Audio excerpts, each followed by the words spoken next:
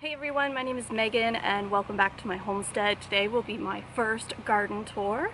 This is late June here in Nova Scotia, Canada, and I want to give you a tour of where we're at. Typically our last anticipated frost date is not until June the 10th, June 11th, but this year we didn't have frost for about a month prior to that, so it was really early, some good weather, and I was able to get some of my plants in early.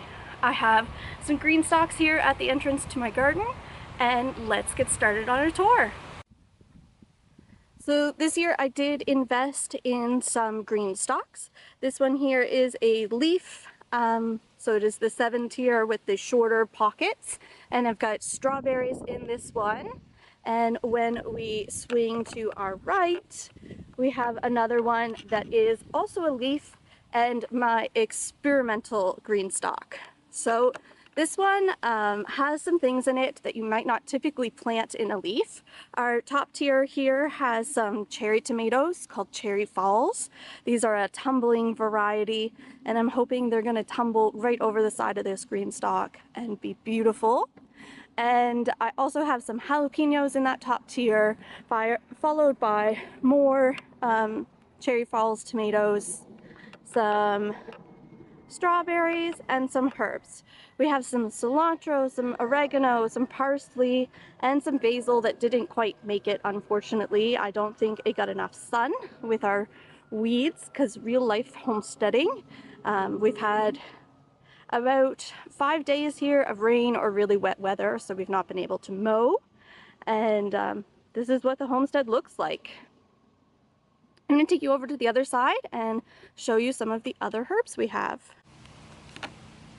We also have a big bushy sage plant here and some summer savory. This is the really bushy plant here. This is a Newfoundland culinary herb. It's really popular, so we eat it in things like fries, dressing, and gravy, or cod au gratin. And I'm sure Chris is going to find many more ways to use this in the kitchen this year.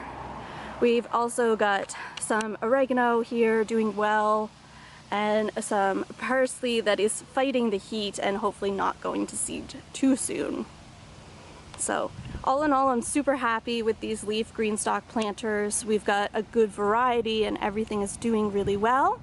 And I'm so happy that I found Indoor Farmer, which is a Canadian source for the green stalks. Moving just in past our green stalks, I have a 20 by 20 bed. This is my last planted garden, so of course it is the neatest. And I also was able to order some 4-foot wide garden fabric. This is the nursery cloth, and I get this from Dubois Agricultural in Quebec. Previously I had made a mistake and ordered only a 3-foot. So this will actually cover my paths also. And I'm extremely excited to not be dealing with the weeds in this garden as often. Got a lot of peppers and tomatoes, and I'll take you for a closer up look. So in our first row here, this is a 20-foot row, 30 inches wide.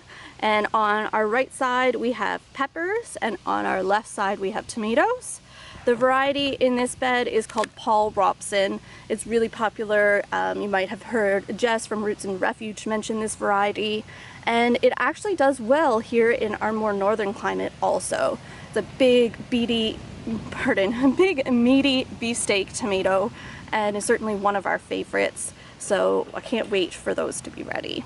On the right, we have a good variety of peppers. This is my hot pepper row. So I have hot wax and cayennes, as well as some candlelight hot peppers. This is our second row in our 20 by 20 bed. We have Italian heirloom tomatoes, moon glow, and I believe some Furwick. Furwick is a firework in German, and these make a really nice stripy globe-sized tomato. So in our third row here, we have Fundy tomatoes. These are a smaller red globe tomato.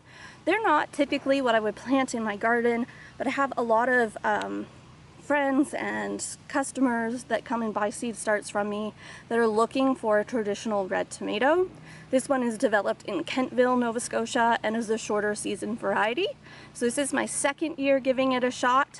Last year we had an awful growing year in Nova Scotia, so I'm not going to hold that against the plants. I gave it a lot of room in my garden and hopefully it produces well. In the fourth row here in the 20 by 20 garden, we have tomatillos. These are the Amarilla tomatillos from Annapolis Seeds. This is my tried and true variety that is just prolific here in Nova Scotia. It's a shorter season variety, and I typically get fruit from mid or late July right through until September. These are one of the things that I just keep letting them go until the frost kills them, and I'm typically overwhelmed by the amount of salsa verde I need to make. In our last row here in the 20 by 20 garden, you can see I still have a mess of some plant pots, but this is typical for this time of the year. I've just finished planting things out, and the tomatoes in this bed are Paul Robson's again. They are our favorite, so it was very important to me that we dedicate some space. I also have holes in this fabric because I've reused it from another bed, and I have about half of it planted out in sweet pimento peppers. We have another 20 by 20 garden here on the property, and this one you can tell gets quite a bit of shade here in this bed. I've not yet decided what to plant in here. Typically I've done beans or some salad mix. However, I've not had great success with lettuce mix, so I'm not sure what to plant here as of yet. In the rest of the bed, I have garlic. This will be coming out in about 15 days, hopefully. I've cut the scapes already, and the garlic are looking huge so far. I'm not too worried about pulling them early, even though I've not had as many leaves die off as I would have expected at this point. I'm looking forward to using these rows for cucumbers and some other warm weather crops. So hopefully in the next 15 days we can get those out and start transitioning the beds. The only other thing I have in this garden is a row of jalapenos. Let's take you over there and have a look. Nestled in between all of my garlic, I have one hidden row of jalapenos. This is a 20-foot row, and I have 2 rows of jalapenos in this bed. Certainly can't have enough jalapenos in this house, so I'm excited for those. They're still very, very tiny, but they're setting new leaves. And this is evidence of my failed brassicas planted out in the fall. Turns out I planted them a month too late last year, so hopefully this year with some better planning we'll get them in on time. So this is what I call our big garden. This is our 50 by 20 foot garden, and this is the original garden we started here with at this property. And I'm showing you even the messy. So this bed has gotten a lot more shade this year, and unfortunately the crop that I planted has failed. I tried both peas this year, which the mice ate, first year for me to deal with them as a pest, and then I tried chaos seeding dill, and unfortunately none of it germinated. So this bed is a TBD, and hopefully I'll decide what to plant here soon. I have a feeling I might do a trellis of beans. They've done better for me in the shade in the past. So like many gardeners, I lost the tags for these plants. Well, they were still in the grow room. So this is a 50-foot bed of mystery tomatoes. I'm hoping that at least half of them are sweet. Looking for some pimentos and King of the North bell peppers. We'll see what we get. And this row is my tomatillos. They have taken off with the rains that we've had, and they are starting to be trellised. I was lucky enough to get the trellises in last weekend, and these plants have stood up to the rain really well thanks to that. Tomatillos to me always look leggy, and I like to give them extra support. I use a lower and lean method for my trellising, and what we do is drive 10-foot T-posts 2 feet deep and use these tomato hooks that we get from Dubois Agricultural Supply. We peg them into the ground and then use tomato clips to secure the main leader onto the trellis. I've also wrapped them around, but I found that has damaged the stem of the plant. So this year I'm trying just with the tomato clips, and hopefully we'll have some healthier plants. even unhealthy wise, these have thrived, and this might be the reason why I'm overwhelmed with salsa verde.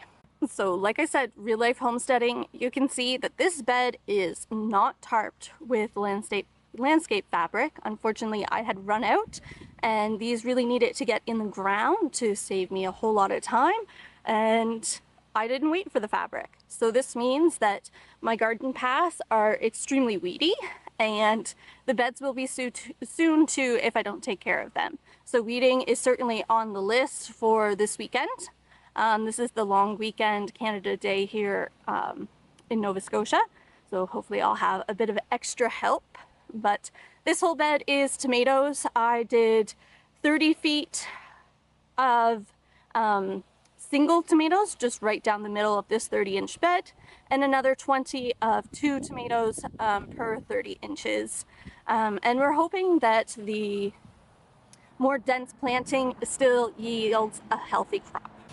Our last bed here, the first 10 to 15 feet, is peas. I have 2 varieties of peas in here. I have a Mongolia pea and a green arrow. I'm hoping these produce before it gets too hot. They germinated a bit later than I anticipated they would, and that's okay. I am just happy they didn't all get eaten by the mice. We also have one random butter crunch lettuce that has overwintered, so we will leave that there and use it for chicken snacks before it bolts. I have about 10 feet here that I have not maintained. I had some volunteers that overwintered things like Swiss chard, lettuce, sage, and a few other herbs. Now I need to determine what is a herb and what is a weed and get this garden back in order. Like I said, it's almost July, but I've still not fully planted things out. I want to remind you guys that if you're in Nova Scotia, you still have lots of time. Anything with a day to maturity that is shorter than the number of days we have from now until your first anticipated frost, give it a shot. You might be surprised, and I'm sure you'll get some of a harvest. Here I had just enough landscape fabric for a 15-foot row. I believe I put this down last fall, and this year I did not amend this soil at all. I planted directly into it some sweet peppers. I have a variety of Amish pimento peppers and some tangerine pimento peppers. These are very, very similar varieties. One ripens to red and one ripens to yellow-orange. I also have some roulette peppers. These are a heatless habanero that I happened to find, and I'm going to give those a shot this year. So I've got them mixed in with the sweet peppers, hoping to save seeds from them because the seeds were very, very expensive. I believe it was a $5 Canadian seed packet for 10 seeds. I was lucky and they almost all germinated, but I have only 5 that have survived to transplant. So not a great success rate, and I'm hoping to have a bit more of a buffer with some saved seeds next year. The last 10 feet here will show you our biggest harvest in our garden per pound, rocks. We live in a very, very rocky area, so you'll find piles of them all throughout the garden. I do also have another 10 feet of garlic. This is the smaller garlic cloves that I had left over, and I just planted them more densely, hoping for some sort of yield. About 5 or 6 feet down from our big garden, we have a row here of blueberries. We mulched them this year, so hopefully we won't run them over with the lawnmower. And we added a few more. Hopefully this will come to be a big hedge of high bush blueberries. It's already set a lot of fruit for this year, and we're just holding out on them ripening. And because I don't have enough space dedicated to food, I took over the flower bed that was here when we moved in. We have hops growing on trellises. Chris installed these, and you can see that they are doing very well and are starting to cross the trellis here at the top. We're super excited about these. We've got some friends that brew beer, and hopefully they'll be able to make us some. I don't like beer. Maybe I'll try it. Chris talked about some sort of raspberry beer that sounds delicious, so maybe I'll drink just a little bit of that. We've also got strawberries in these beds. I'll take you for a closer look, and some still remaining flowers. We don't want this to look too messy. These flowers will start to come out soon. We started in the spring with some crocuses, which are now well and done. But we've got some things like sedum and hydrangeas and hostas mixed in here too. So let's go take a closer look at what's happening in this bed. Just wanted to get you a view from a different angle. These are our hops, and you can see they are climbing along our trellis. We'll take this over before the end of the summer.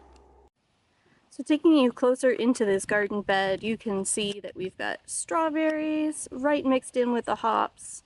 We let the runners go last year, or I did, and they've kind of taken over this bed, which is exactly what I wanted. I love strawberries, so certainly doesn't seem like I can have enough. Moving up, you can see the strawberries here mixed in with the hydrangeas and the sedum. Sedum was left here by the previous owner.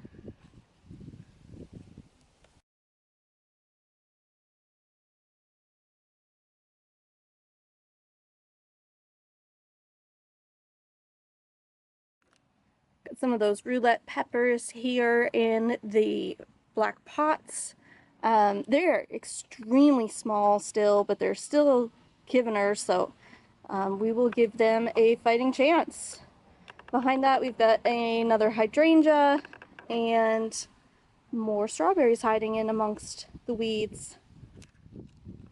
One of the very few things that I had actually flowering in this bed was chives. They're pretty much spent and they fell over in the rain, but we'll get them cut and cleaned up. Sedum is coming along, and this hosta is still trying. It's placed in a full sun situation and it's really not its ideal location, so hopefully we'll get to move this at one point. We also have a hanging basket of Cherry Falls tomatoes. I have a place to hang my baskets, but it's under my eaves and I forget to water them, so often they just end up on the ground until things are spilling over.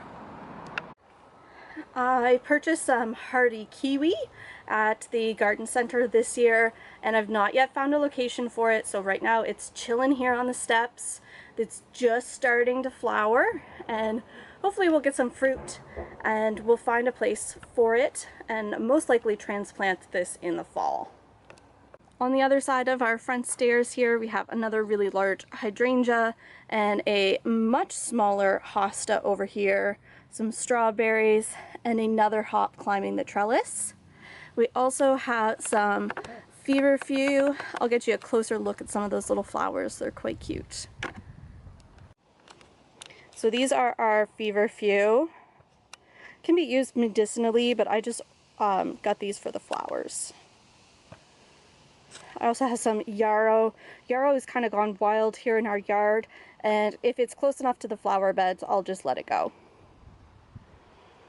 Our hops. And another hydrangea here on the corner. So that is our current garden space, but of course, that's not enough. So let's go see the garden that we have planned. This should happen here the first week of July, and yes, I'm going to plant that this year. So after much debate, we've decided to expand the garden out by the road here.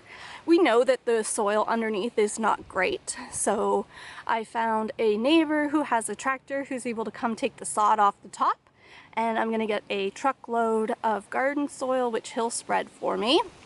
We also have 2 apple trees out here at the road because, you know, growing food is definitely our priority. We had one that flowered this year and the one that didn't. So we'll see if we get any fruit. I know there are other apple trees in the area, so it's very possible that they were cross-pollinated. And then we'll have another 10 by 30 bed here, and there'll be less grass to mow. So I can't wait to bring you guys those updates. If you liked this content, like and subscribe, and there'll be lots more garden content coming your way. Catch you on the next one.